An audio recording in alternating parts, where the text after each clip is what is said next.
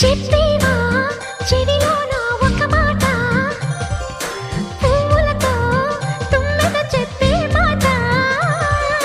నీ చిరునవ్వు సాక్షిగా తాజ్ మహల్ నాదట, నీ పెదవంచు సాక్షిగా షాజహాను నేనట. నీ తీయని ప్రేమకి నా పెదవే నజరానా, నీ పైటకి నేనిక బానిసనే నెరజానా.